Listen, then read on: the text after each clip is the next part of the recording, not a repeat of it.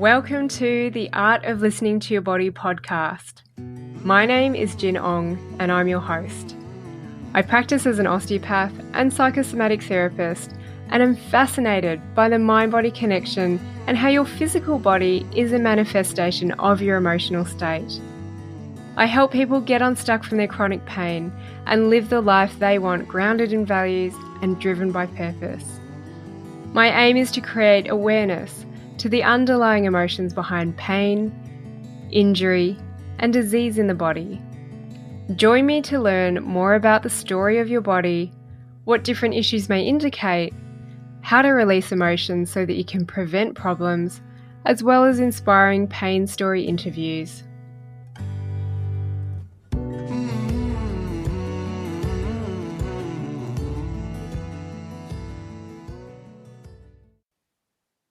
Today, I have got quite a story to share with you.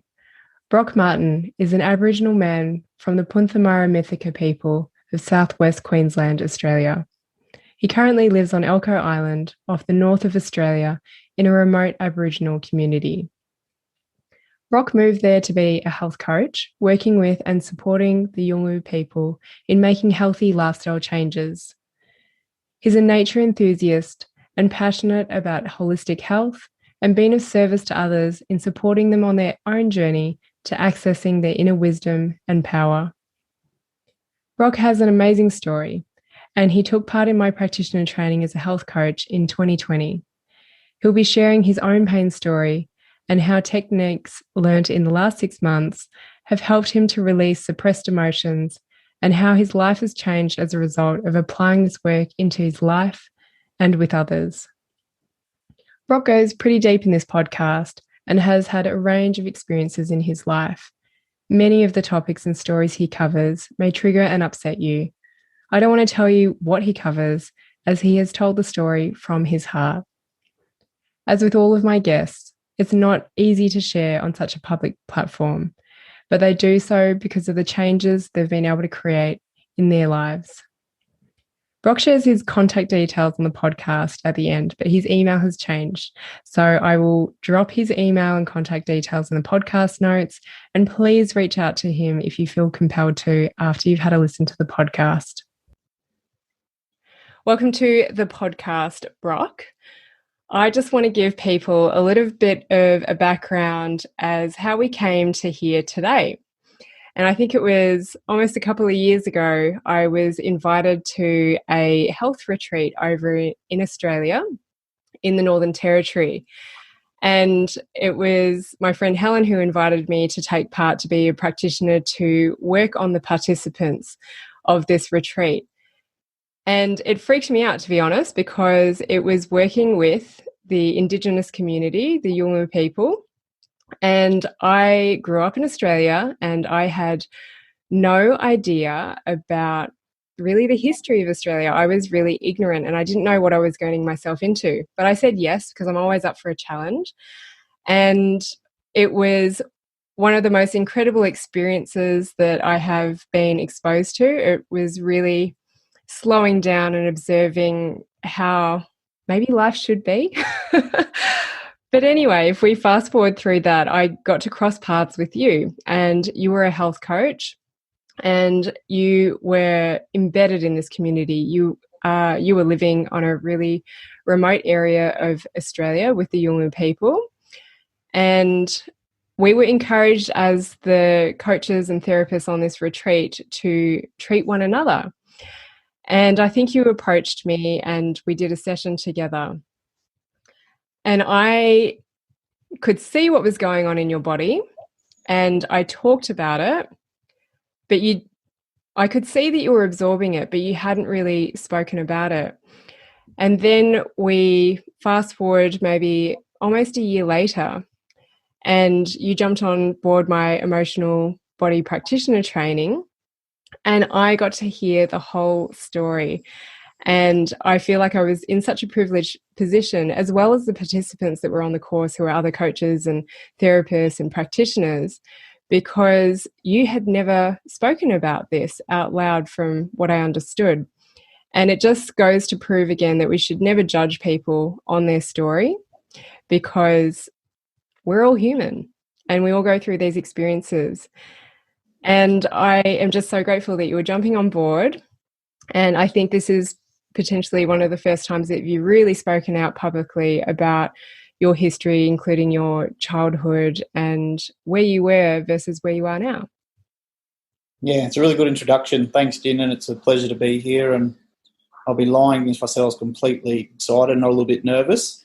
The whole point of me jumping on this podcast actually stemmed from a discussion I had with you when I was doing some work during the emotional anatomy course, and I was invited onto a health coaching podcast about 2 years ago, and I rejected the offer to be on the podcast because of my fear of public speaking and the fear of the inadequacy I felt and all that stuff that I'll dive into later on the podcast around, them stored emotions and where I was at in my life at that time. So, yeah, it's good to be here.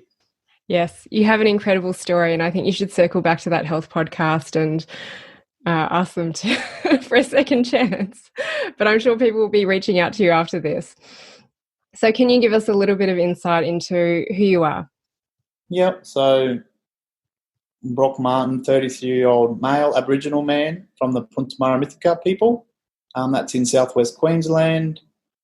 Currently I'm living on Elcho Island, so still in the Aboriginal community that I was working with when I met you on the Together retreat in Darwin.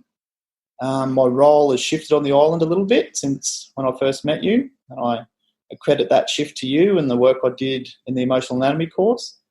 So I'm supporting a local Aboriginal man now for his fishing industry, and also just moving into the space of what is my soul's work, what lights me up, what gives me passion. So I'm spending a bit of time in reflection while also getting paid to do something I love at the moment, which is fishing and providing nutrient-dense food to the community.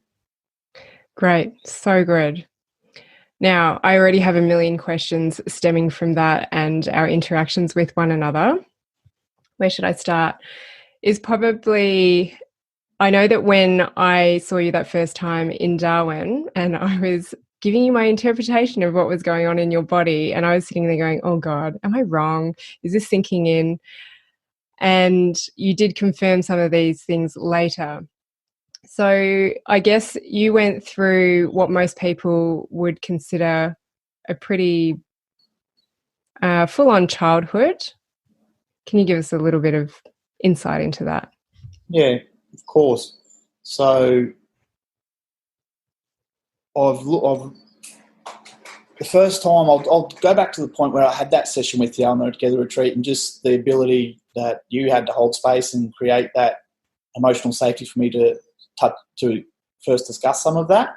But I've just thought the best way to do this, to share a little bit about my childhood, was it fits in nicely with that developmental age of 0 to 5.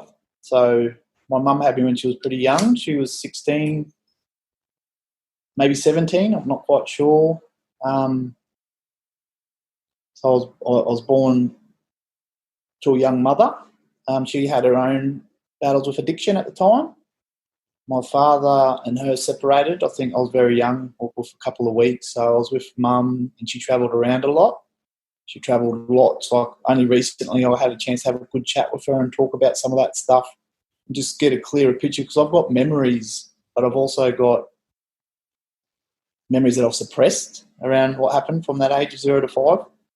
So I've discovered that between the age of 0 to 5, we'd moved up to 30 times at least, all over southeast Queensland.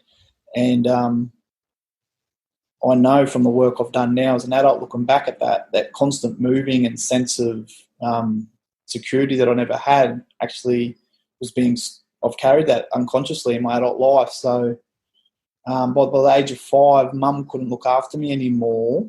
So I went to stay with my father, and my father was married to a lady, and she was an alcoholic and had mental health issues, schizophrenia. So while I was there about 6 to 12 months in total, I suffered ongoing physical abuse and some sexual abuse. And so this is when I'm 7 years old. And that was a significant period of my life. It was quite traumatic. So after one particular night I was hospitalised through the abuse, and that's when the child services came in, and they just identified that the situation I was living in was not good, and I was removed from my family. So that meant that I went to foster care. So I went into foster care at the age of 7, and due to that, in the first 7 years of my life, I was very hypervigilant, distrusting of people. The people that were meant to provide care and provide that safe, loving environment had failed to do so for me. So I just had this I became very independent very early, and like I didn't trust. And I moved. So once I went into the foster care system, I went into different homes a lot. So I was again moving different homes, never quite settling. I had a good period of when I was like 9 or 10 where I stayed at a place that I really enjoyed. It was a small school, 30 kids in total. I was involved in sport. Like I was really thriving there. But that placement broke down, and then I ended up going back to my mother's adopted mother. So I got to spend time with my biological brother as well.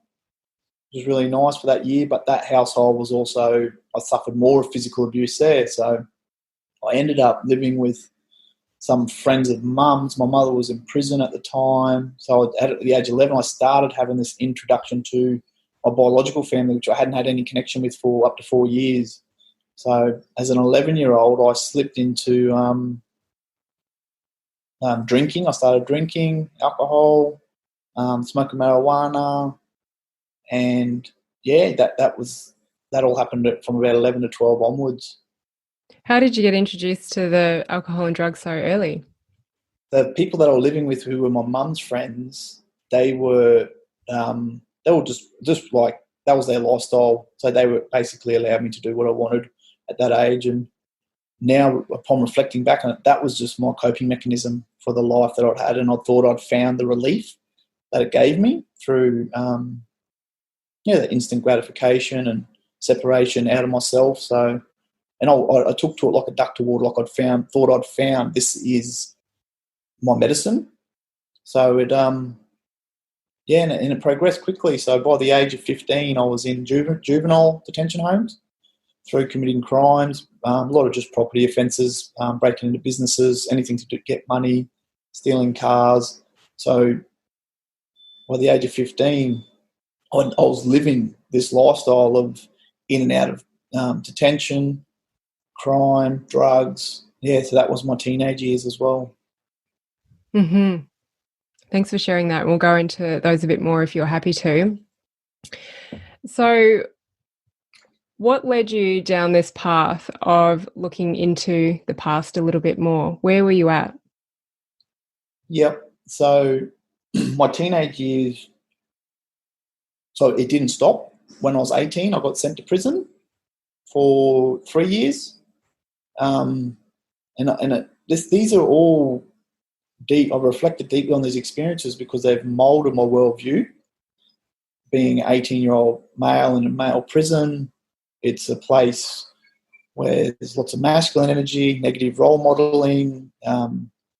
It's so from the age of 18 to 21, where I'm still developing and growing as an independent person, I had these role models, and spending 3 years in prison, and then I got out from prison and nothing had changed. If anything, I'd become worse.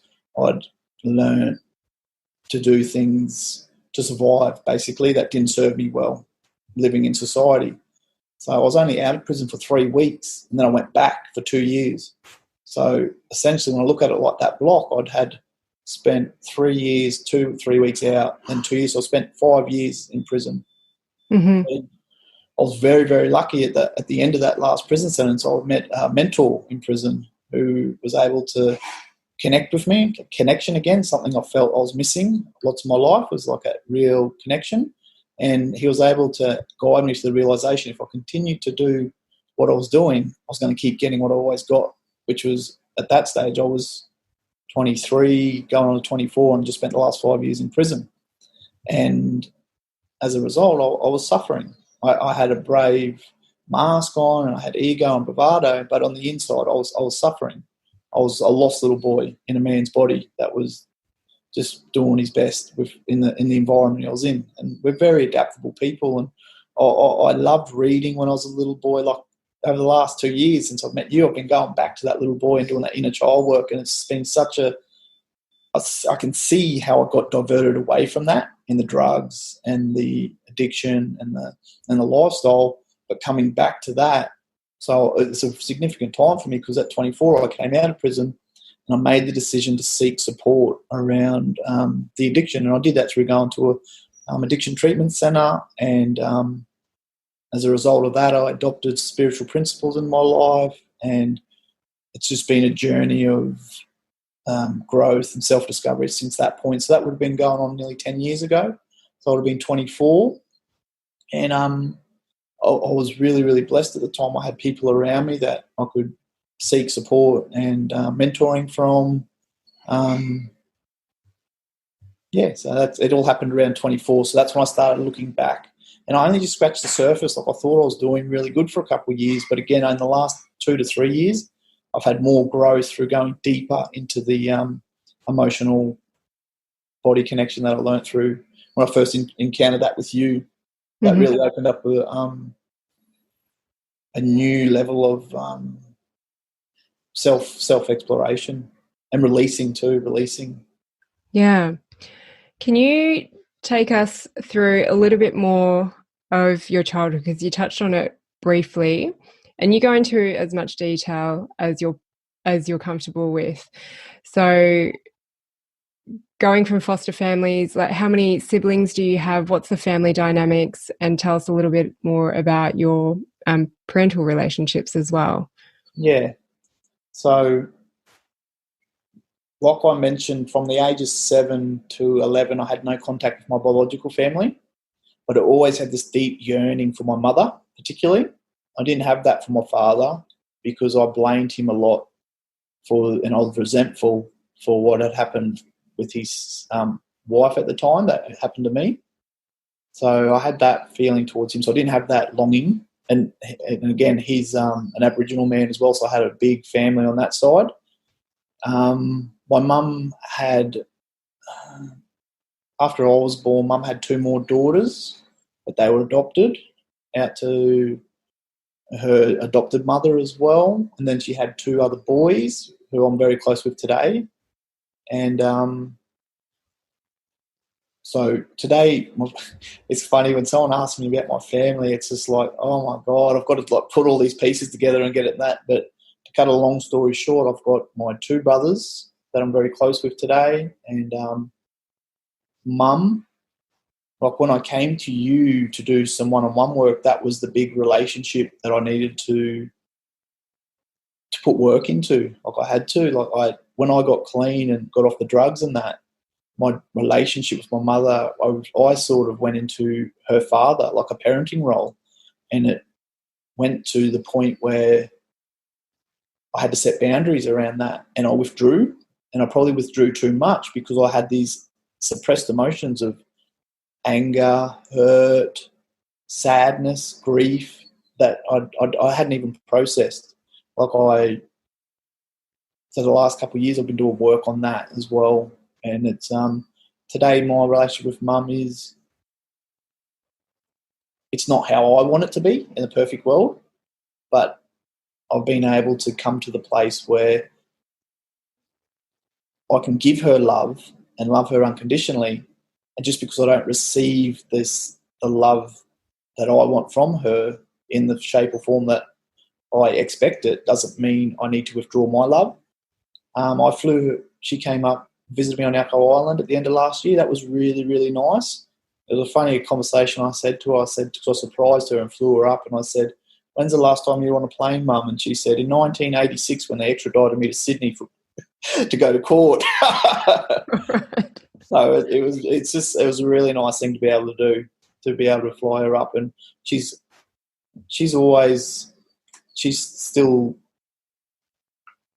has her battles. Like she's a battler, and she still has a lot of stuff that comes up for her. And particularly at the end of last year, it was a tough time for her. So to be able to be there and be the son for her and just show her love was a really beautiful thing. It was really nice. And I wouldn't have been able to do that 12 months ago because I would wanted to really put that boundary between myself and her problems. But as a result of the work that I did with you and the ongoing work I've been doing, it was just a really nice experience. Well, it's great to hear that she flew up to Elcho Island and you had some time with her, because I haven't actually spoken to you for quite a few months. Mm. Can you talk a bit more about the environment that you grew up in with all the foster families and going to other family members? And I know that you got separated from your brother as well, who you are now quite close with. Yep. So the environments from the age of 0 to 7 were very hostile.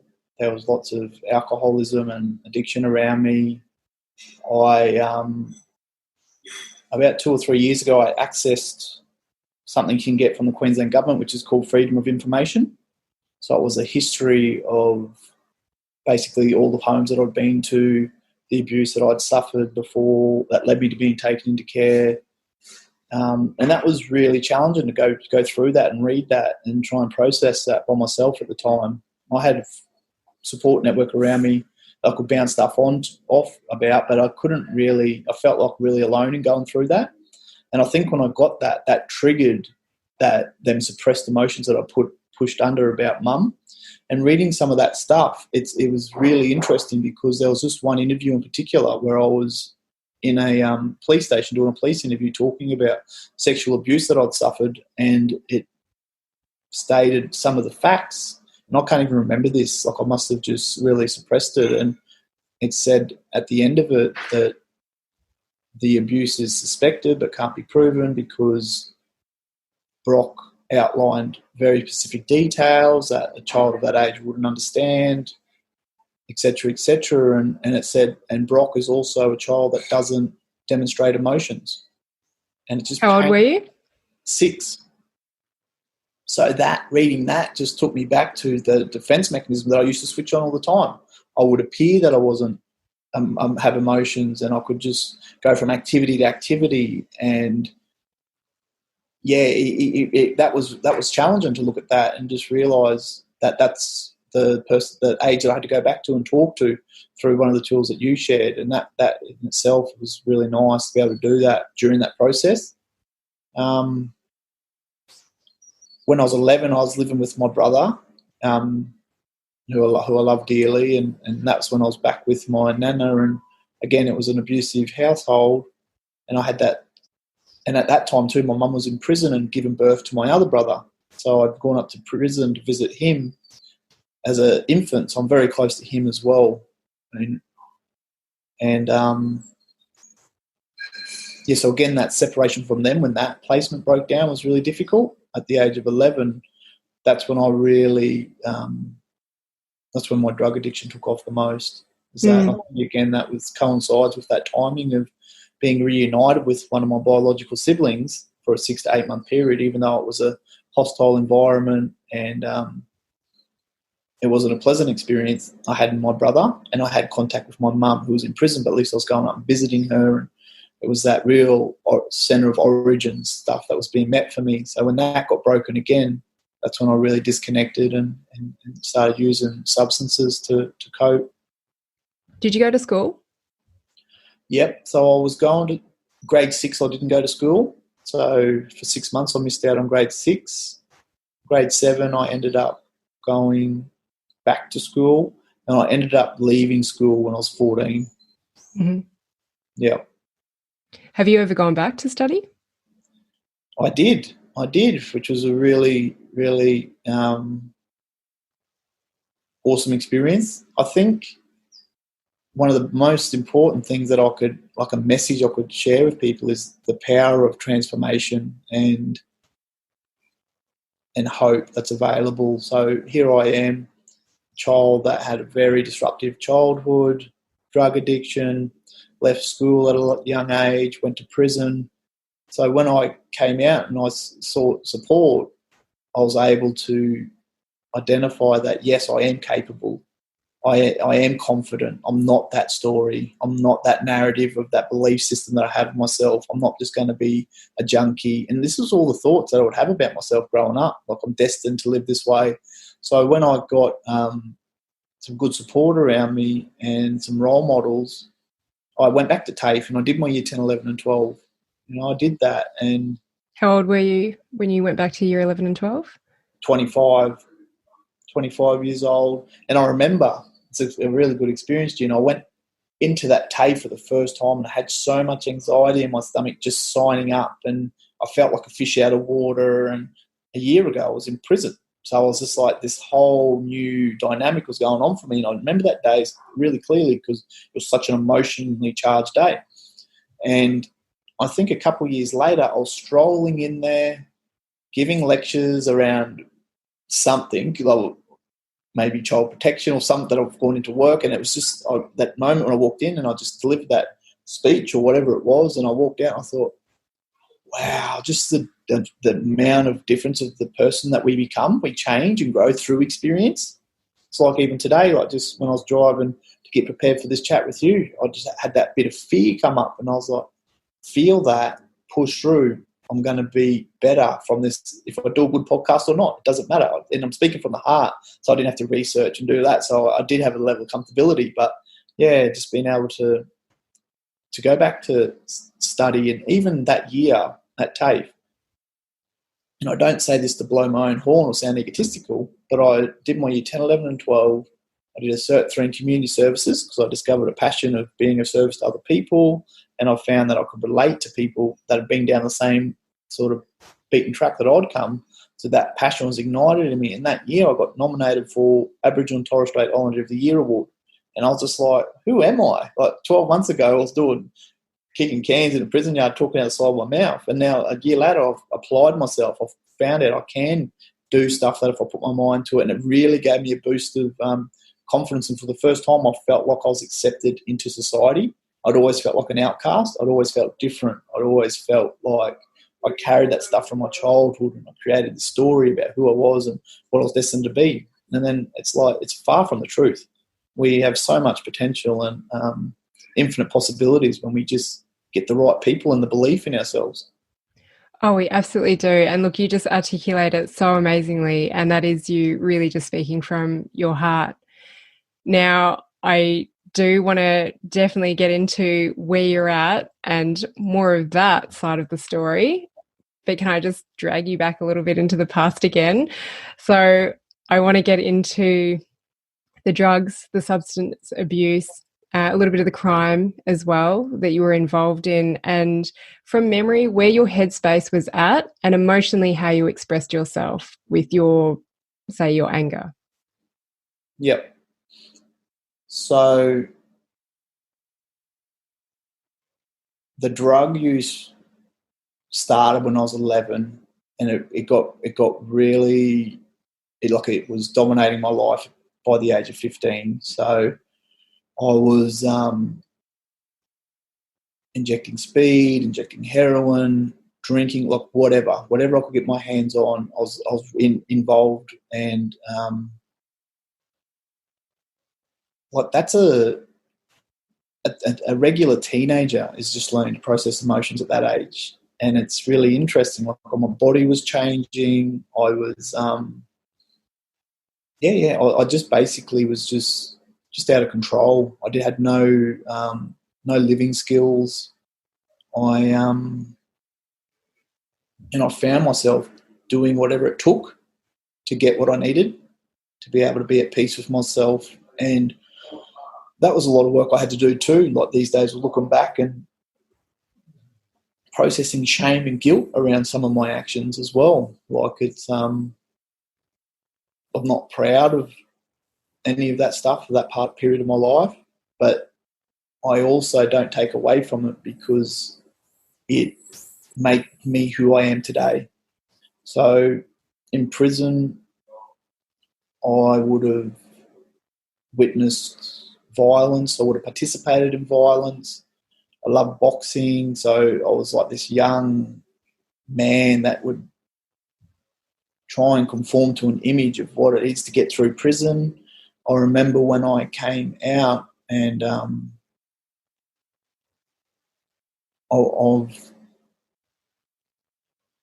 the time when I came out when I was 24, it was a really unlearning. I had to unlearn a lot of behaviours.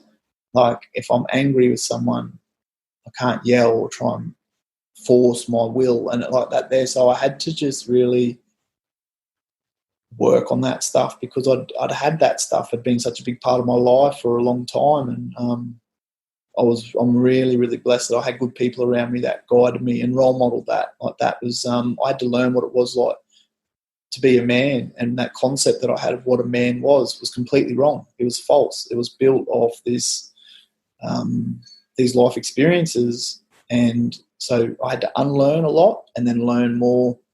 I remember my drugs reached a pretty the worst that they reached, and I ended up suffering drug psychosis.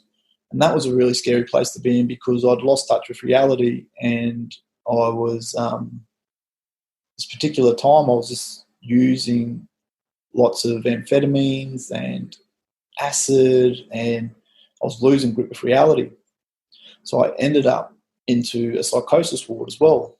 And that experience also changed me a lot because it showed me I felt more comfortable being in prison than in the psychosis ward because I didn't have the tools and the not knowing, and it was just such a bizarre moment for me because I was that messed up on drugs that what led me to being in the psych ward was there's a movie called Predator with Arnold Schwarzenegger, which is quite famous, and there's a scene in it where he covers himself in mud to hide from the creature, and I was that detached from reality that this was normal for me, that I'd ended up naked myself, covered in mud at McDonald's, arguing with them why they wouldn't serve me a McFlurry or whatever it was. And in my mind, I was so self-righteous why they wouldn't. I stayed there for an hour till the police arrived, and they were just like, "You've had enough. It's time for you to go to the hospital, son." So I don't forget that that's where that takes me. That's the person that I'll become if I'm not practicing and doing the work I am today to go back to that as well. Yeah. And then you had a few incidences with authority in prison as well. And what I remember was a phone call. Can you talk a bit about that? Yeah, so this was I'm really glad I did this bit of work with you because there's only a number of times in my life where I've felt anger to the point of rage. And this was one particular moment when I remember it. I'd been arrested by the police. I was in the watch house and I'd asked if I could have a phone call with my mum because that's the first thing I always do when I get arrested is ring up mum, ask for some money or let her know where I'm a lot. And actually one of the things mum always said to me, she was happy when I was arrested because she knew I was safe. And I've heard a few people say that in their journeys and that's what we don't realise when we're living that life is the harm that we're causing either directly or indirectly. And so I was talking to my mum on the phone and the police officer leant over and said, "Wrap it up. You've been on there for however long you get, a couple of minutes." And I said, "Hang on a sec." And he just leant over and hung up the phone. I pressed the dial and I had this feeling of anger just surge through my body. I didn't express it right then. What I did was I went back to the cell and I'd had some heroin on me and a needle as well. So I sat down. How did you get that in prison?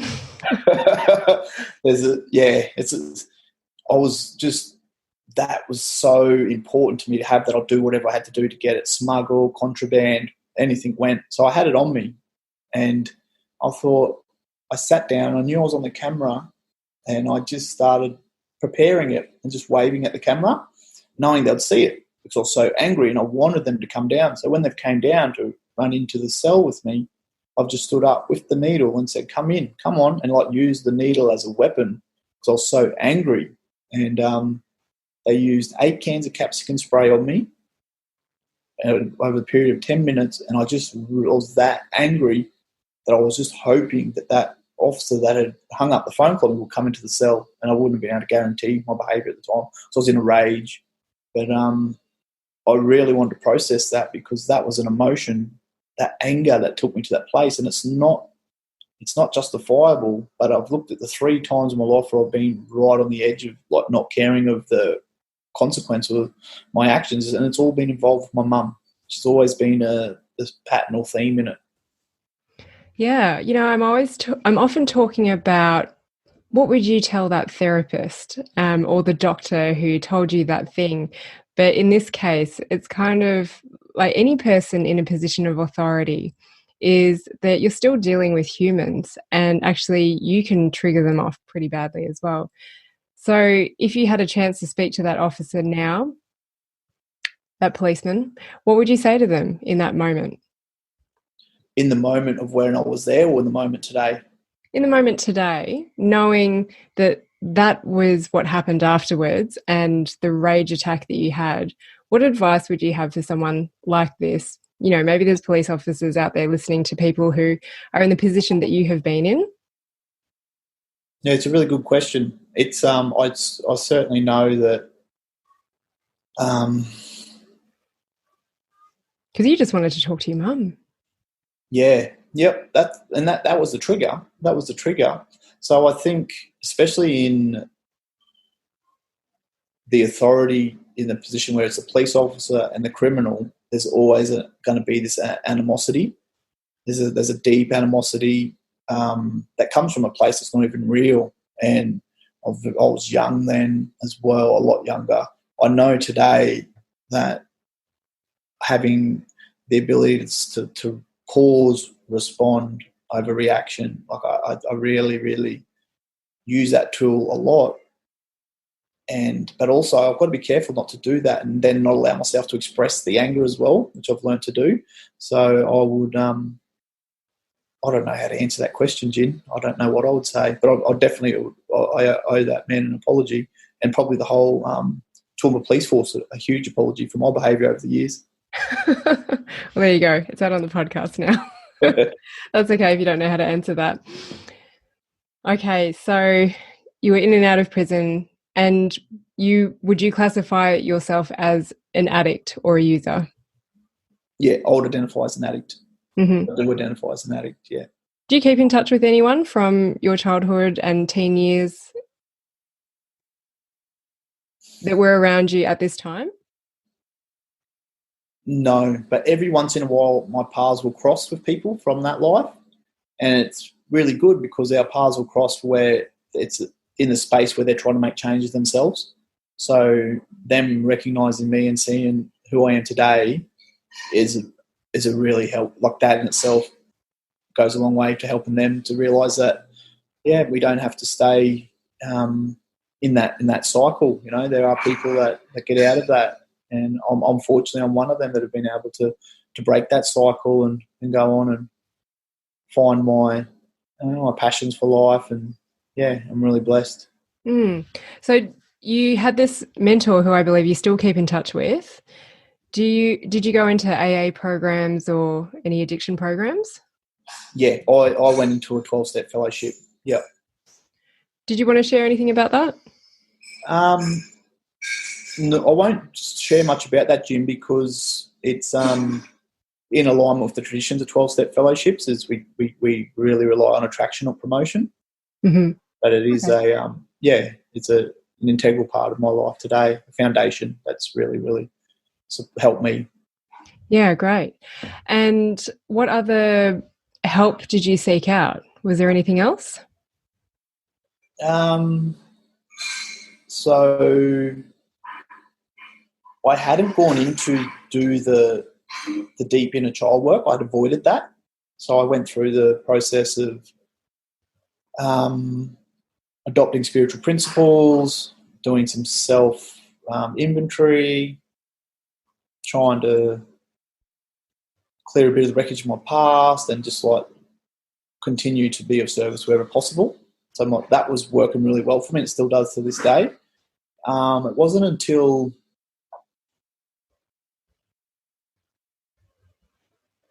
a couple of years into that I went and saw a kinesiologist that I had a good relationship with. It brought stuff up for me at the time that was really uncomfortable. So I just put a crucifix up to it, was like, stay away from me, and didn't go back to that. Which is it is what it is, but it also opened me up to realising that there was a lot of stuff from my childhood that was impacting my day-to-day stuff today, such as avoiding intimacy, avoiding romantic relationships, expressing myself sexually that was in ways that were probably unhealthy. But were you quite promiscuous or closed off? Promiscuous. Mm-hmm. And emotionally unavailable. Very, very, just did not want to go into that space, just of vulnerability, not feeling worthy, feeling fear of abandonment and rejection, all the stuff that I can stand back now to the relationship I had with my mother. But a breaking point for me, so 2019 was a really big year for me. I was moved to Elcho Island. In 2018, I made some health changes myself. Which were? I tidied up my diet, lifestyle choice. I was always active. I've always been involved in football and going to the gym and whatnot. But I was eating. How old were you in 2019? Just so I can get a bit of a timeline, because you came out of prison at 24, you studied 25, 26. Yeah, all right. Well, what I'll do, Jim, is I'll go back and stay chronologically. So yep. After doing my TAFE and studying, get my year 10, 11 and 12 and doing my Cert 3 in community services, I started working in the sector as a youth worker. I got involved with youth work, which I absolutely love. I actually miss it. It's coming up a lot for me in my journaling at the moment around doing work with the young ones again. But so I was doing that. So I also went to university as well. So I started a university degree, which was a Bachelor of Applied Science, which is a fancy word for being a researcher, but I majored in Indigenous community health development. And the reason I wanted to go into that particular degree was I wanted to work with people in the mental health space and addiction. As from my own life experience, I was highly passionate around that. And I was so glad I'd done that study because it was a 3-year degree as well. And like after finishing that, I was just like, it was a really big feeling of achievement for myself. Like I thought, I don't think anyone in my family has done that, and as an Aboriginal man that had been to prison, had lived this life of addiction and gone to such lows, to be able to come out of that and achieve that, and that feeling of, for myself, it was a really, really, so that took me 3 years, so that took me up to about 28. Did you get the acknowledgement or did you not need the acknowledgement? I mean, I know you won an award or you were recognised, but did you want acknowledgement from your family? At the time, I would say no, but unconsciously I did, because I'm going to get to the point of where I started doing work on the Enneagram, which I'll share, which has been a massive tool for me understanding why I do things for approval or people-pleasing. So at the time I would have said no, but unconsciously, yes. A lot of my actions over the last 10 years prior to 2 years ago were done unconsciously, and I was also running on unlimited beliefs as well, limited beliefs unconsciously. Mm-hmm. So during that study, when I finished that, I had an education, I had the degree, I'd been working as a youth worker for a couple of years.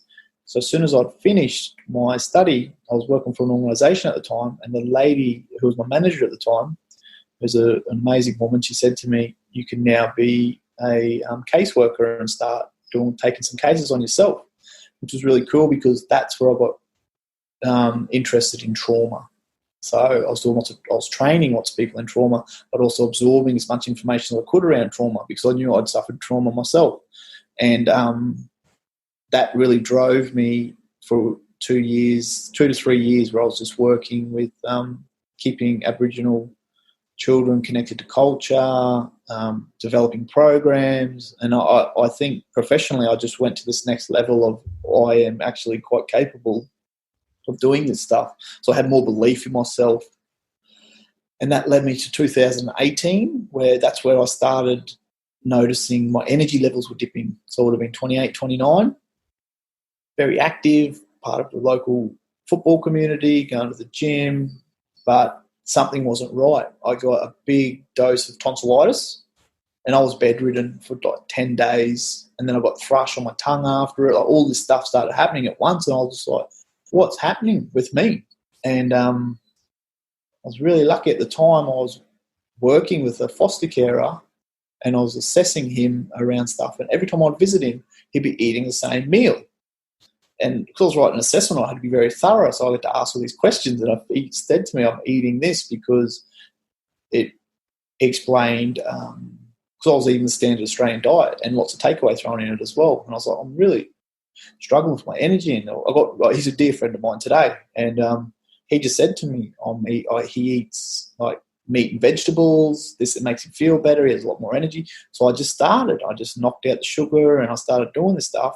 And it was like a light bulb went off in my brain. I was just like, whoo!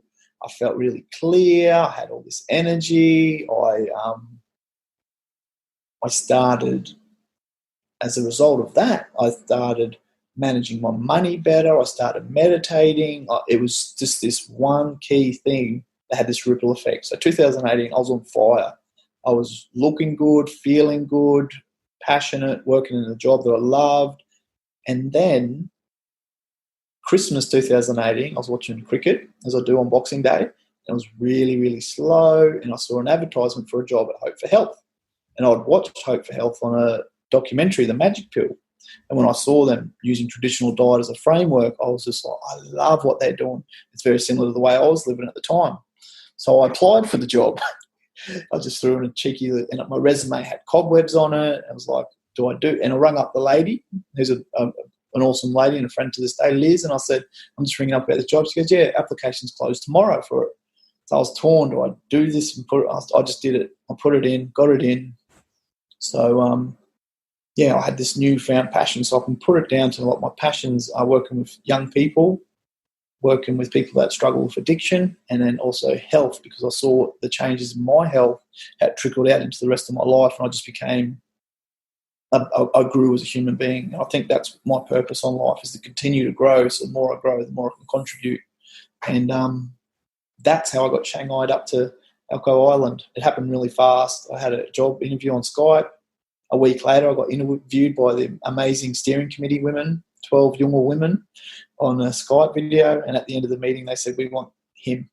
And it was really bizarre because I don't have any formal qualifications in nutrition or dietitian. I'm not a naturopath, and that's sort of the job that they were advertising for. That was so I just sort of put my resume in on the background. I've done a bit of community development work, and I've got a passion for health myself, and that's how I fell into the role as a health coach up at Hope for Health. That's awesome. And then that's how we came to meet. We did. Can you tell me a little bit about your role as a health coach for the Yolngu people, the Indigenous community? Yeah. So being the health coach mentor on Elcho Island, I applied, like I said, in December. I was up there by the end of January. So it was an adventure. I didn't know what I was in for. I just packed up all my belongings. It was good. I was reading the book about being a minimalist at the time, so I just got rid of everything. I moved up there for 100 kilos of earthly possessions, not knowing what to expect. And wow, what a place. Like, my heart is so with them people in that island. At the time, they were running a retreat in April, so I got there in January, February, so I had 6 weeks to prepare 30 Yolngu people for a health retreat in Darwin, and that involves supporting them to the local clinic to have their health checks, giving them information about the retreat, what to expect. I had an amazing team of Yolngu health coaches, and them ladies just whizzed me around the isle. It was a really good introduction, so I got to get out in the community a lot really fast. So my role as health coach is to support people to be prepared for retreat, participate on retreat with the Yolngu. So during a retreat, lots of Yolngu, because I have that relationship, will come to me and ask questions, or if they have concerns or worries, I'm sort of that intermediate point between the Yolngu and the practitioners.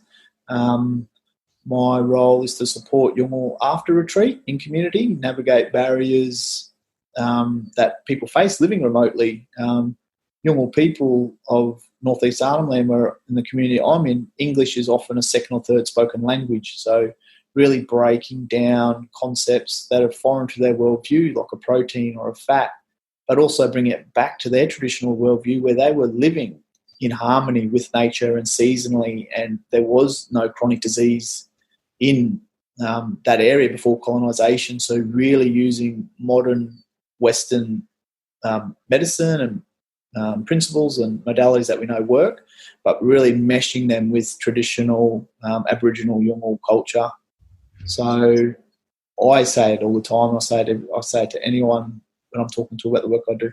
I get as much from them as they do me, if not more. I receive so much from being around the Yolngu people, the pace, how things are, in the West, we're so fast, like it's all masculine energy.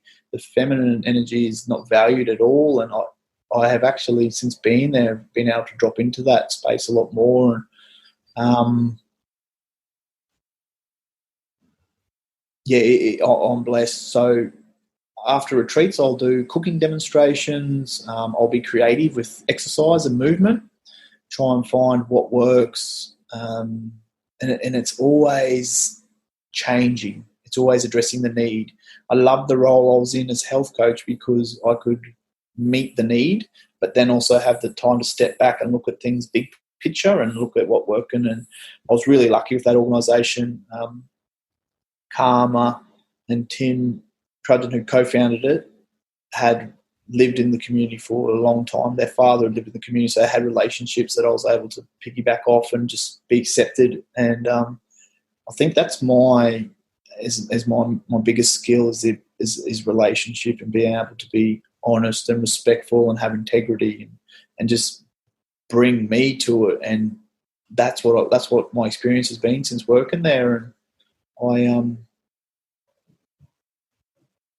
I went to the second retreat, is where I met you, and this is where things really got exciting for me. I did that session with you, and you're the first person that I told this story to, a bit briefer than I am today, but the one that I'm telling all the listeners. So that was the first time I'd felt not ashamed of my past, and you really encouraged me to use my pain story as a gift and to be able to express that.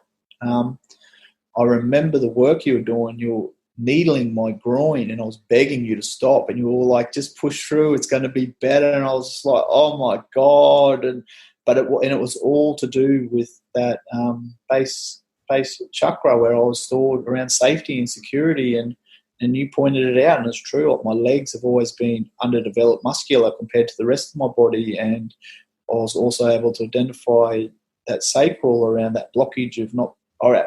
In reflection, I left mainstream Western society to get away from being able to express myself sexually, and like there was all this stuff was happening for me, and I was working and doing work I loved, but there was still these blockages in me. I was closed off to people. I'd had the opportunity of my life to be loved by women, and I haven't been able to receive or give that back. And it was like I was 31 or 32 at that age, and career-wise, I was doing really well. I'd found work that I was passionate about, but I was still robbing myself of the full human experience because of that and blockages. So you'd done that with me at that same retreat. It's just funny, the universe works in funny ways. I met David Burke, who's the Australian expert in the Enneagram, and the way he was talking about that really just it resonated with me. And I got him by myself because he's a football fan as well, and we snuck off to the Origin to watch it down at the local Noonamar pub, and we just had this beautiful conversation. And he said to me, "I live in Queensland, I run meditation retreats, and if you're ever down that way, you can always welcome to pop in and visit me." And after you doing that work with you, I just started reading more around chakras. I started learning about a recommendation from another friend with Karima. I did a session with her, and she was very helpful. I just became hungry for more change. Like I just realised that I'd only come so far, and I needed to do more work and to grow in that space around being able to love, because I would withdraw my love from people, and I wouldn't allow people to love me. So that year was good for me. I met another man as well who's a good friend, Adam, who exposed me to other modalities, breathing, cold exposure. So that year I just got over flooded with all this other stuff that I've practiced in the last 2 years that really I enjoy doing. Incredible. I'm wondering, because you never really shared about your past, even when you were going for jobs. So how did it feel to finally speak up about all this? Because you somehow managed to get this job without revealing your past. I did. And so I've gone for a couple jobs, and in Queensland it comes up, but I normally will say in the interview, after I've interviewed and I think I've interviewed well, I'll say, and here's a little disclaimer in the small section, but it's been, I actually told my managers of Hope for Health at that Together retreat the first time, so I've been working for about 7 months, and I said I want to have this conversation. Might have been after my session with you, I think it was actually, and I told them, and it was really freeing just to say that, because I trusted them in the work we were doing. And the people that I share my past with previously would have been very selective, and I would do it if I think it would serve a higher purpose. If someone's struggling with drug addiction, I immediately would come in that. But in this image of this person I was creating in the professional world, and I was wearing these different masks, and but just to be able to share who I am from my heart and be enough it was liberating. It's very liberating. And I remember doing some one-on-one session work with you, and I was talking to my little Broc. I call him Little Broc. And I remember crying and being able to ask the question to someone, why wasn't I good enough? And to have that come out and realise that I've always thought I'm not good enough was so profound for me, in the shift around. Now, since then, I've started affirmations around I am good enough, I'm enough, I'm more, I'm me. I don't have to do anything to prove this and that. And then out of that, when I'm in that space, my best work comes out and flows. My creativity flows, because everything I'm doing is coming from my heart, and it's not coming from fear-based. And one thing I've learned is a lot of my decisions and up in life till I finished the emotional anatomy course with you was driven by fear of risk, fear of not being enough, fear of judgment, fear of not speaking my truth. I'm always a person that will listen more than I speak. And that was fear as well, in case I said something and then someone would challenge me, and then I'll be in conflict, and then I wouldn't know how to put up a boundary. And all this work I've had to do, it's all emotional. It's all based on fear. And I've lent to the conclusion that fear and faith cannot exist in the same moment. So I can choose in any given moment to be in fear, or I can choose to be in faith. And today I've got practices in my life that support me to come back to that for the majority of the day. And that's and that the faith I have today is this overwhelming sense of everything's okay. I'm exactly where I need to be right now in this moment. If it's a challenge that I'm having, only growth is going to come from it, because I look back at my life honestly and reflect. My deepest challenges have prompted the most growth out of me as a human. And when the good times are good, enjoy them as well. And these days I have a lot more of that peace, and that internal peace that that I never had as a child or as an adult, as a young adult, chasing drugs and changing the way I felt and my reality through addiction. Well, I think you should continue to speak more, because you really have a profound message for someone who has been through the childhood and the teenage years and even your early 20s, and doing what you're doing now, which is only a relatively short period. I need to ask you more questions, though. I think that we should use this opportunity to educate people a little bit as well. One question is, do you touch alcohol at all? What was the question, sorry, Jen? Do you touch alcohol at all? No, I don't drink. Yep. So I've adopted the principle of complete abstinence works for me. Mm-hmm. And was it just someone said some words to you and it all fell into place and you're just like, I'm not going to go near this, because an addiction is an addiction. Like, you want more for whatever reasons. But was it this mentor who said something to you, and did it just all fall into place and you now have the will to say no? It's a really good question. I'm glad you brought it up, Jim, because this is just a personal belief, but I believe the human experience for everyone is traumatic. We all have a pain story, and this lifetime that we're here gives us whatever we need to overcome or grow. But in saying that, I believe addiction is so widespread, and it doesn't have to be alcohol, it doesn't have to be drugs. It could be shopping, it could be workaholism, it could be gambling, it could be food. And when we're in this state of seeking something external to manage our internal, that to me is addiction. And that's what addiction is. It's disconnection, it's separation from self. So anyone that's listening and they feel that, they're called to that, if it's seeking something outside themselves that's making them feel disconnected from self, it could be addiction. So anyone that talks to me or is with me in that knows that, to me, the foundation of everything I have in my life today, which is a life far beyond anything I could ever imagine. And that's not just that's not the external, that's the internal, that's the peace and the knowing of myself and how I show up in the world and the way I can be of service to people.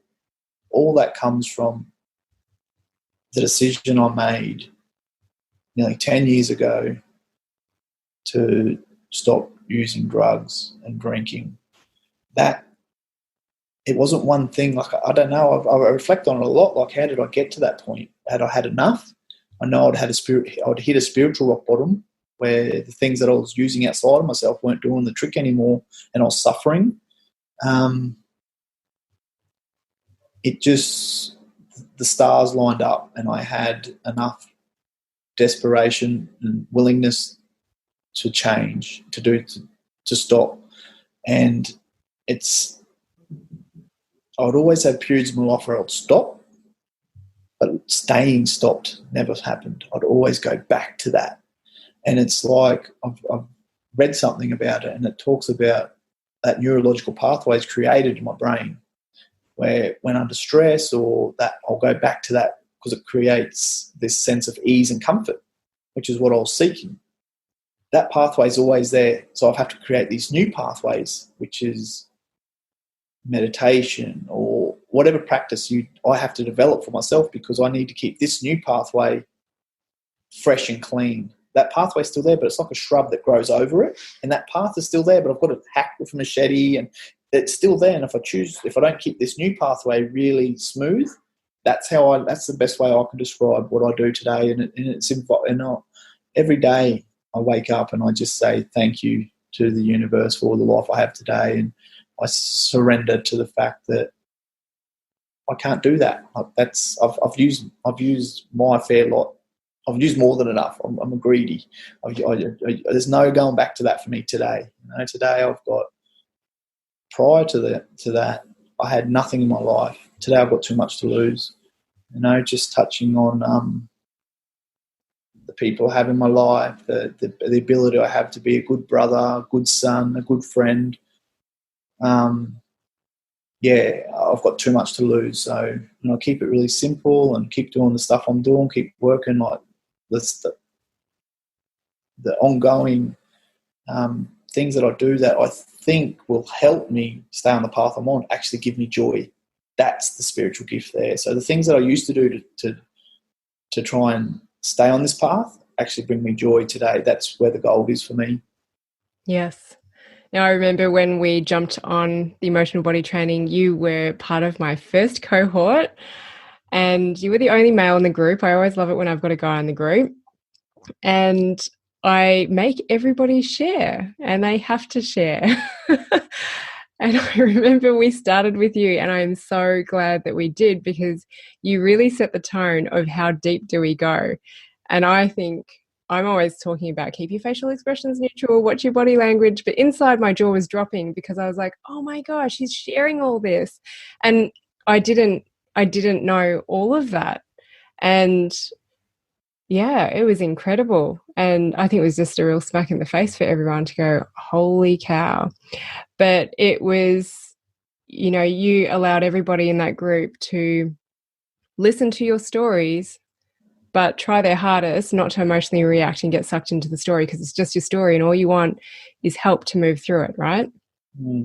I often giggle to myself about that. I remember that. You sent me first and I didn't know. I just went from the heart again, and I had experience with you from sharing my story. And after you, I had shared that with closer friends that were from a network that wouldn't know that part of me as well, and that felt comfortable. So I let it all out. And I remember that group of people that were on that course were all amazing. I was so glad that I was on that course with you. I'm an art around it, and you helped me come over it. I was like, I get stuck on this financial thing. I was like, oh, don't want to invest in this. I'm just being really savvy at the moment, and COVID-19 had hit and I wasn't working. But the way I felt with you and the session we did in Darwin, my heart knew that I had to do that course, and I just did it. And I didn't have the ways or means to do it at the time financially, but I just knew I had to do it. And that course, and I still feel like I only scratched the surface on the work I should have been doing with that too, because I went back into work at the time and I wasn't fully present with that course. But I'm so glad. Even the other day, I opened up the portal again and just went through the value sheet, and I did that. And it's like that in itself, like learning what my values are, my 7-year image, the way to get to there, having a mentor willing to value that mentorship and trade financial, like all that stuff I wouldn't have done without doing that course. And I was looking at I saw the one you've got coming up, and I think it's 6 weeks. And I was like, man, I'm so grateful I was on that first one, because that was your guinea pig. And it was amazing to see the transformations of everyone on that course, that end photo and people sharing at the level of depth that they shared. It was just such an amazing, amazing course. Yes.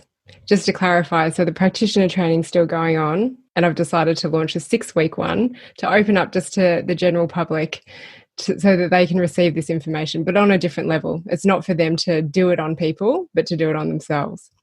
Now, just to go over, the struggle with like making that investment. When I love this work, because when people do this work, it's not just about healing trauma or expressing their emotions. It is so much bigger than that. It's about connecting with who you truly are, and then expressing who you truly are, and really being able to stand in your own power. That always sounds really airy-fairy to people. But can you talk about some of the changes that did happen for you as you started to do this deeper work and be supported by a group? On a financial level, if you can share that one. You don't have to share how much, but just some things that finally fell into place and some big life changes that you made, big decisions that you made. Yeah, so during the course of doing that course with that group and yourself, I ended up back on Elcho Island, back into the health coaching, really supporting people understand COVID-19. Work was really busy. I was still doing the course. And then I started feeling like I know my gifts and my strengths. I could be helping people in another space. Like I just had that shift come upon me, like with I know being able to be like a conscious man and be able to support men through this sort of work was calling upon me as well, because emotions and processing emotions again gets role modeled incorrectly in this. Like, there's no initiation into manhood, and I know like that's something that's on my heart as well. So an opportunity arose where I could go and live with my a friend, one of my good friends that I met on the island, a local, and he's doing fishing industry, and he asked me to support him in that business, on the more like the support the business, and he needs manpower and that. And in my mind, I was just like, yep, this really fits, because I can step into this work, then have space to ponder and possibly create this new calling that's been upon me, through the work that I did with you, using that with the other skills I've developed over my lifetime. So being able to do what's right for me for once and really step into that and not worry about feeling disloyal to an organisation or to a workplace, like that was a fear I had a lot of the time. So doing the emotional release work got me in touch, particularly the values around, is this in alignment with values? And so that happened. I made the decision, and I stepped out of that work as a health coach into supporting my friend with his fishing industry. And just even that was interesting, because 6 months down the track, it's so weird to say, so I'm literally making money doing what I love or doing my free time, which is fishing, yet it doesn't feel right. I still feel like there's more I can be giving. And I'm like, who am I? Like, where can I? You could literally say, I have a dream job.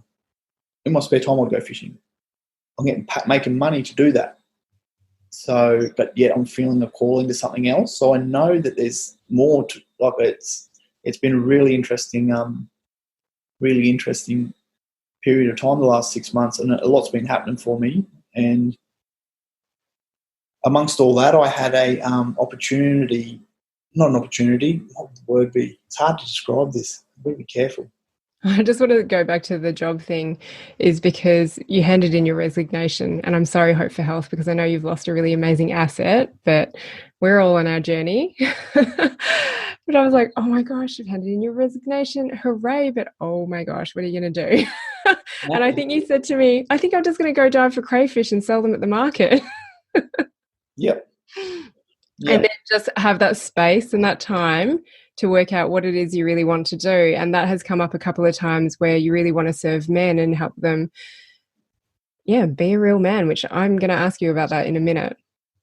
Yeah. So going back, the other thing that happened, which I think you were just about to touch on, so there was some administrative work that had been sitting with some people for a period of time. Yep. So I'd had an application in with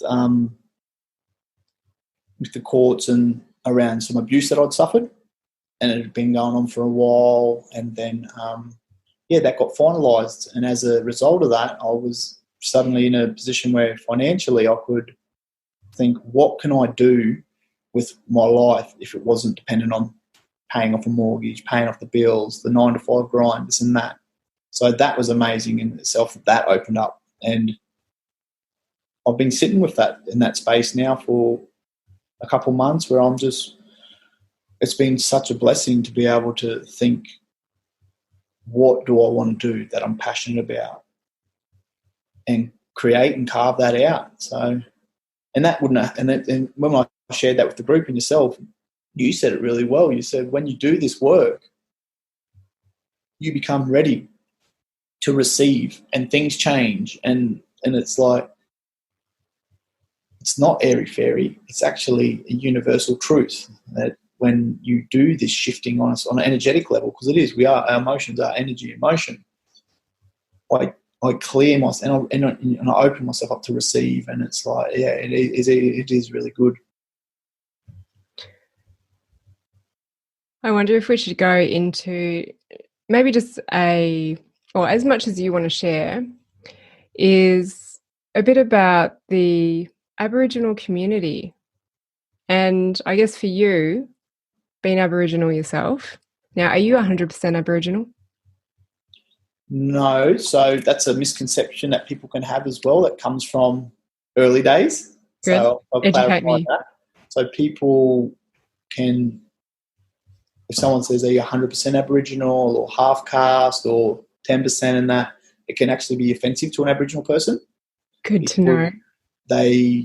Aboriginality is such a, due to historical government policies such as the Stolen Generation, White Australia policy, all these acts that have been in time have.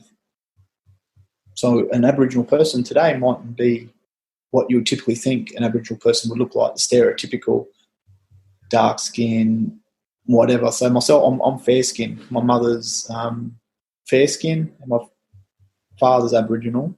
That's where my Aboriginality comes from. So if I describe myself, I'm just an Aboriginal man. I was unfortunate in regards to the way my childhood was. I got removed from my family a lot, so my connection back to Aboriginality has been a journey in itself as well. So when I was mentioned that I was 11 and I came back and made connection with my family, I was also with my father's side of the family, but they were in their own subculture group of how to put it too? It's a good, because Aboriginal people in Australia are overrepresented in all the wrong places: prisons, health outcomes, education. So as a group of people, which is 2% of the population of Australia, 30% of children in foster care in Queensland are Aboriginal and Torres Strait Islander.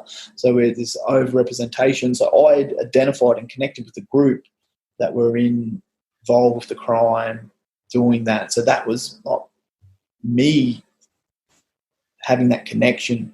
So so my Aboriginality comes from my father. I remember my nana when I was young. She's an amazing woman. She had 11 children. Yeah, so all boys except one girl. Yeah, and I've got lots of cousins, and I connect with my place of being, of that connection of when I meet another Aboriginal person, where are you from? Say in the West, most people say when they first meet, what are you doing? What do you do for work? And people attach identity to what we do. But as an Aboriginal person, it's really that place of where I come from. And yeah. So what does it mean to be an Aboriginal man? I think being an Aboriginal man for me, I can only speak from my own experience, is there becomes a sense of obligation and responsibility. I think there's lots of work for us to do as a people, to overcome them areas that we're overrepresented in: prisons, child protection, health. Like in Australia, and when I'm talking about Aboriginal as well, I'm from Queensland, southwest Queensland. That's my area, Punthamarra Mithaka, but I'm working in northeast Arnhem Land, which is another complete different area in itself. So Australian Aboriginal nations all had their own individual customs and practices and cultural beliefs and song lines. So when we say Aboriginal people, it can be quite a broad term. So in where I live, I'm so blessed that that fills my cup too. In northeast Arnhem Land, they still speak traditional language. They're still very, very connected to their cultural practices in ceremonies, through funerals, initiation processes, their hunting. They've still got their land. They can still tell their stories. Where I'm from in Queensland, my ancestors were all gathered up and moved to missions, and they lost that connection. They were punished for speaking language. They were punished for practicing cultural customs and that. So any cultural knowledge that I'm privileged enough to be taught from my elders or even younger people that can teach, I learn from kids up there. So it's a true privilege to me, because anything of that cultural knowledge that I can learn and preserve and possibly pass on to my grandchildren will be an absolute blessing. Because you talked about Yolngu people, can you just describe that a little bit more for us? Yep. So the Yolngu people are the Aboriginal people of northeast Arnhem Land, or Arnhem Land. Yolngu is the Aboriginal word that Yolngu used to call people. So a Yolngu person, they refer to himself as Yolngu. So that's the community that I live in Elcho Island. And Elcho Island's a very remote. It's the most remote Aboriginal community in Australia. It takes about 700 kilometres from Darwin. So I know in the 40s the missionaries went there first, and I actually recommend, I wouldn't do it any justice, but if any of the listeners were interested in learning more, the book written by Richard Trudgeon, Why Warriors Lay Down and Die, would be an amazing read starting point. And it just tells a story around why the Yolngu people at the moment are passing away in their 50s and 60s, and that's perfect. That's accepted as normal when we know that when we're born into this world, we should be living a lot longer, healthier lives than that. It is an amazing book. I tried to speed read through it a couple of weeks before going to the retreat, just so I could have some understanding, because I am completely ignorant and I know that I still have so much to learn, and there is a really high mortality rate amongst the Aboriginal community. And yeah, I guess, can you talk a little bit more about that, or even the ceremony aspect? You shared that with us during the training, because I'm always talking about releasing. And are you able to share at all about the ceremonies that they go through, or just their actions when someone passes away? Because it happens on a very regular basis on the island. Yeah, that's a good question, Jen. That's like what earlier in the interview I mentioned how I've learned as much as I give up there. When I've had a good friend of mine, she was sharing with me, so when a Yolngu person passes away, the funeral can go for anywhere up to 10 days or more. And it's a very, very different to what we experience in the West. And there's singing, dancing, mourning, grieving, all different processes and phases of the ceremony. But I can only share from what my friend shared with me. And she said to me, when I dance, I feel the sadness leave my body. And I was just like, that was so profound to me, because in my own experience of releasing emotions, movement is massive.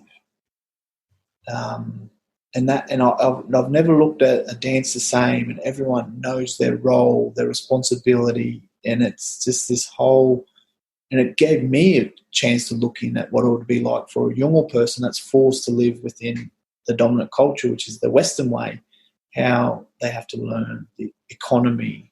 Like, a perfect example that I use is, if me or you chose not to learn about the Yolngu worldview, our life goes along just the same.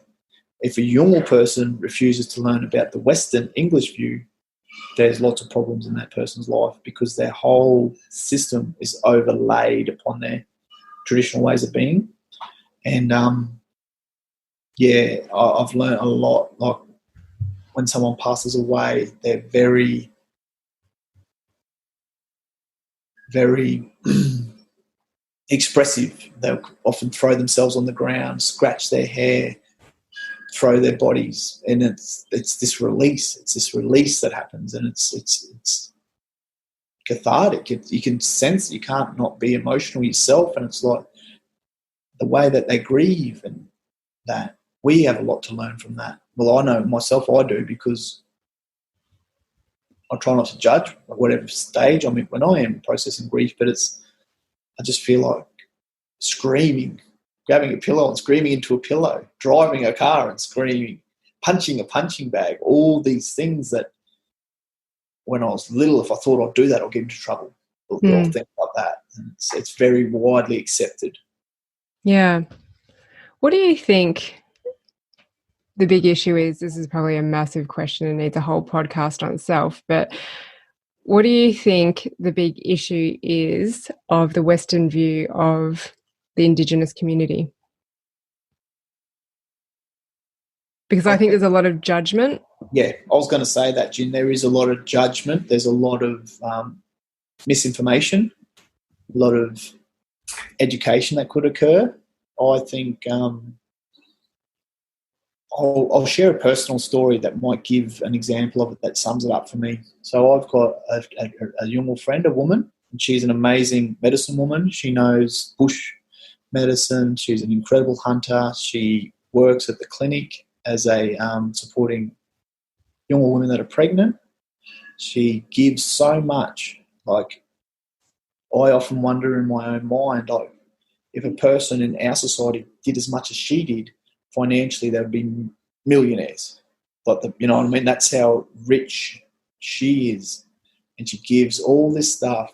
And then she was in Darwin one day, and she rang me up on the phone, and she was talking to me in Darwin, and she was walking along trying to get $2 off somebody so she could catch a bus. And I could hear her on the phone becoming more flustered and frustrated because she's in this world that's so far removed from her world. And I could hear the people say, go away, no, like this. So they've got this perception, this lens. It's an Aboriginal woman coming up to me asking me for $2 with no understanding or insight into what the actual situation is for her. And my heart just broke. Like, it was just like I could see how this was playing out and how people can get misconceptions or cast judgment on without knowing the truth. And it's one thing that I can take out of my life experiences. I will never judge a book by its cover. Unconsciously, a judgment might arise, but I can rise above that and just say, I don't know what this person's going through. Like, a perfect example is if someone cuts me off in traffic. The ego or the initial reaction will be to honk the horn and flip on the bird. But I just pause and I say, that person could be rushing to the hospital that just got a phone call from their mum. And it just sits, it's not for them, it's for me. And that's like, I think people need to ask questions, spend time with, like, I know January in Australia, they have this debate around changing the date, and it's Australia Day, and it comes up every year, it comes up. And I actually feel I get a sickness in my tummy around seeing some of the comments or people's opinions and this and that. And it comes from a place that's, I try to use any opportunity I can to educate and share information. Yeah. That is another time when I see that people have made that shift, is that they just go, okay, they see and they understand these people who are perhaps being quite ignorant and see it as an opportunity to educate from the heart rather than out of anger. And you would know from your experience on the Together retreat how you felt leaving after spending 2 weeks with the Yolngu people and the place that they come from. Like, it's absolutely amazing. They're the salt of the earth people. They definitely are. It was an experience unlike any other, and I don't know if I'll ever have another one like that. And I do wonder how many people maybe saw that opportunity but were too nervous to say yes because of their lack of understanding. So it was an incredible opportunity that I got asked because I was good friends with Helen. I'm so grateful for that, Helen. And oh gosh, yeah, I can't even begin to put it into words. And I think a lot of what we go through life is experiential. You can talk about it, you can inspire people, but really you just have to experience it to truly understand the power of it. And I know that quite a few of the practitioners that came along, because there were outings into town and to the shops with the Yolngu people, is that they witnessed that. And we had spent 2 weeks with them, and it definitely took time to not break down the barriers, but I guess get comfortable with the different communication styles. And that's where I think trying to understand other cultures is really important, so that you don't get offended or think that they're being rude because they're not looking at you in the eyes. It's just actually their way of communicating. And if we go into their space, their land, to actually respect that. But yeah, I remember a few of the practitioners coming back and going, they could just feel the judgment from the white people. And these Yolngu women and men were doing amazing things at this retreat. They were there to clean up their diet, to shift their weight, get off their diabetic medication, and learn to look after themselves and quit the smoking and all these kind of things. And we saw massive changes over that period of time. And, they don't speak up and they don't get angry at people for judging them. But yeah, we could, again, I wasn't out with them, but I often heard like, gosh, you can just feel the judgment. And if only they knew what these people were actually trying to do to fix their health. They're not all alcoholics, and they're not, whatever people think. Yeah. Yeah. And that's one thing I really loved about the Together retreats and the coming of two worlds together in a space where you have the opportunity to break them barriers down, and you just see that we're all people, and we all have fears and hopes and dreams and insecurities, and just to come together and be on that journey. That's why that place has stolen my heart, because it's they're special people, and there's a lot of issues that the community faces, not just health. There's a lot of stuff happening. So I've found that being there and learning more from their worldview makes me a better person as well. Is there anything else that you want to share about anything? I've had a wonderful time having a conversation with you, Jen. I think I said to you yesterday, if I was going to do a podcast with anyone, I'd want to be interviewed by you. So it's just been really such a pleasure. I've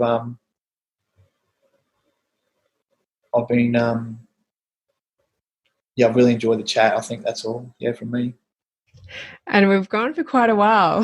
This is probably the longest one. And you said to me, so how long is this going to be? Because if you tell me, let's just make it short, I'll be so happy. And I said, no, just speak from the heart, and let's not cut this short, because you've had such a journey, and you have an amazing story to share. And I'm so happy to share it on this platform, and I hope you continue to share it as well. Yeah, thank you, Jen. I really appreciate it, and I appreciate all the work you've done with me as well to help me on my journey. Well, I'm glad that you've actually just taken it on board and you've continued with it. But before I let you go, I know you may not be 100% clear with this, but I just want you to tap into your body.